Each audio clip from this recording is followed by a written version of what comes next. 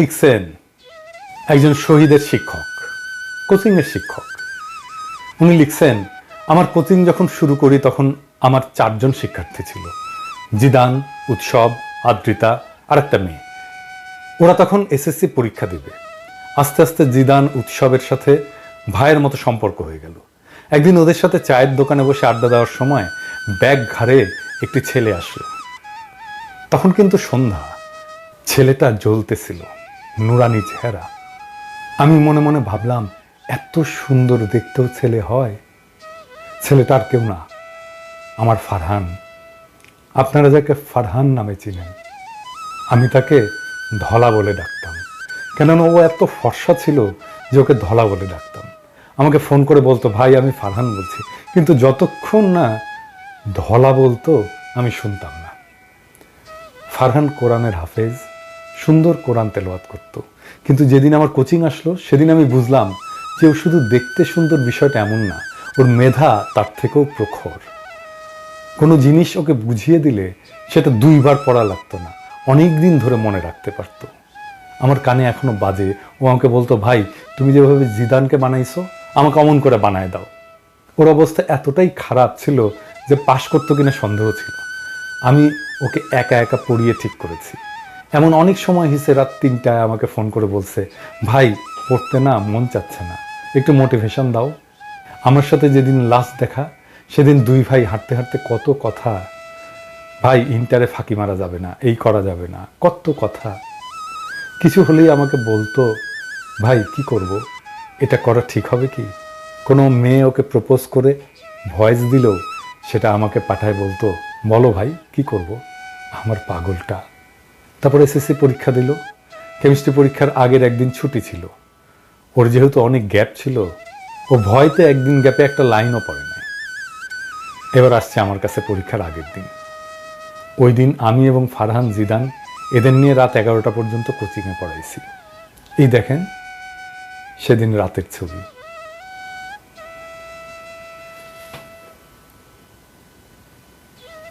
যেই দিন পরীক্ষা শেষ তার পরদিন সকালে উঠেই বান্দাগুলো আমার কোচিংয়ে হাজির। কারণ কি, তাদের টাকা দিতে হবে। ওই দিনের কথা তো আমি ভুলবই না। ওই দিন যা করছে এবং আমার পঞ্চপাণ্ডবগুলা, আল্লাহ এখনো হাসি পায়। তারপর যেদিন রেজাল্ট দিবে তার আগের দিন রাত 12টা পর্যন্ত আমাকে কোচিংয়ে আটকায় রাখছে। কারণ কি, তার ভয় লাগতেছে সে কি প্লাস পাবে নাকি। আমার কোচিংয়ে সেই বিকাল থেকে এসে বসে আছে। আমি অন্য ব্যাচের ক্লাস নিচ্ছি আর মাঝে মাঝে এদিকে এসে বলতেছে, ভাই প্লাস কি পাবো? ও ভাই কও না, তুমি যা কও তাই তো হয়। ওর প্রেশার দেখে আমি ওকে চায়ের দোকানে নিয়ে গেলাম, গিয়ে চা স্প্রাইট খাওয়াইলাম, আইসক্রিম খাওয়াইলাম এবং কিছু টাকা দিয়ে বললাম আরও খা। পরে অনেক রাতে সে আমাকে ছাড়লো। রেজাল্টের দিন সবাই আগে মা বাবাকে জানায়, আর ফারহান সবাই আমাকে ফোন করে জানিয়েছে। দুপুরে খুশির ঠেলায় আমাকে জড়ায় ধরে কি যে করলো আল্লাহ। তারপর বিকালে ওর খালাকে নিয়ে আসলো মিষ্টি খাওয়ানোর জন্য। ওই যে পাঞ্জাবি পরা ছবিটা ওই দিনের। এরপর শুরু হলো আসল যন্ত্রণা। ভাই আমার গ্যাপ পূরণ করে দাও, আমি এসএসসিতে যা করছি ইন্টারে তা করবো না। নটরডেমে পরীক্ষার জন্য কিছুটা প্রিপারেশন নিল, পরে আবার সেই রেসিডেন্সিয়ালে ভর্তি হলো। ফারহানের ইচ্ছা ছিল দেশের বাইরে চলে যাওয়া, কিন্তু আমি ওকে বলছিলাম যে অন্তত ইন্টার দিয়ে অ্যাডমিশন নিয়ে যেন বিদেশে যায়। ও আমার কথাই বলল, ঠিক আছে ভাই আমি অ্যাডমিশন দেবো বুয়েটের জন্য, কিন্তু চান্স পাইলেও কিন্তু বিদেশে যাব। আমি আমার এই পঞ্চপাণ্ডবকে বলছিলাম যে ওদের মধ্যে কেউ বুয়েটে চান্স পেলে আমার R15 বাইক তার। ফারহান আমাকে চ্যালেঞ্জ করছিল যে ও চান্স পেয়ে দেখাবে। আপনারা যে পোস্টটা ভাইরাল হতে দেখছেন যে ওর বইয়ের টেবিলে ফান্ডামেন্টাল ফিজিক্স ছিল, ওইটা ওই কারণেই।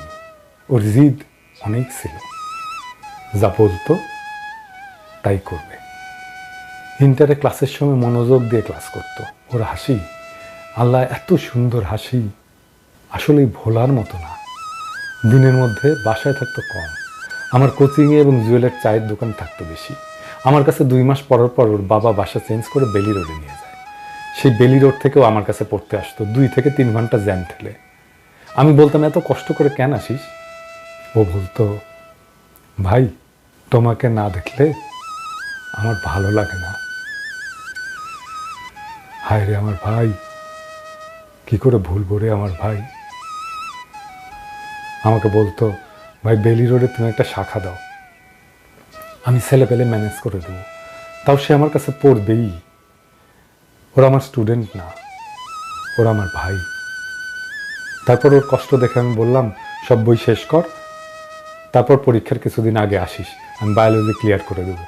শেষে 6 মাস মতো আমার কাছে পড়তে পারে নাই, কিন্তু সে আমাকে দেখতে মাঝে মাঝেই আসতোই। আমি যেই দিন পোস্ট দিলাম যে যারা আন্দোলনে অংশ নেবে তাদের জন্য বায়োলজি সিকার্সের পক্ষ থেকে সব কোর্স ফ্রি, সেখানে ফারহান আমাকে লিখছে, আগস্টে আসছে কিন্তু ভাই, ফিস কিন্তু মাফ। যেদিন মারা গেল সেদিন আমাকে আমার আর এক শিক্ষার্থী ফোন করে বলতেছে, ভাই ফারহান নামের কেউ কি তোমার কাছে পড়তো? ও নাকি মারা গেছে। আমি ঘুমাইছিলাম, আমি লাফ দিয়ে উঠে পড়ছি। পরে জিদানকে ফোন দিলে জিদান আমাকে বলে, আবিদ ভাই আপনার ধলা নাই। গুলি এসে একটা ফারহানের ঠিক কপালের মধ্যে আর 2টা বুকে লাগে। হাসপাতালে নিলে জানায় যে ও মারা গেছে। আমার চোখ দিয়ে কখনো পানি পড়ে না। যারা আমাকে চিনে তারা জানে যে আমি সারাক্ষণ হাসি, কিন্তু ও মারা গেলে আমার কান্না থামছিলই না। ওর লাশ যখন দেখি তখন ওর মুখে হাসি ছিল, হাসতেছিল আমার ভাই। ফারহান ভাই আমার, এই বাংলাদেশের সকল শিক্ষার্থী, সকল জনগণ সবাই ভুলে গেলেও তোর আবিদ ভাই তোকে ভুলবে না। তোর আবিদ ভাই সারা জীবন তোকে মনে রাখবে। তোর রক্তের বিনিময়ে যে স্বাধীনতা আমরা পেয়েছি সেটি রক্ষার্থে কাজ করবে। ওপারে ভালো থাকিস ভাই, আল্লাহ তোকে জান্নাতুল ফেরদৌস নসিব করুক। সকলে আমার ভাইকে মনে রেখেন, ভুলে যাইয়েন না, ওর জন্য দোয়া করেন।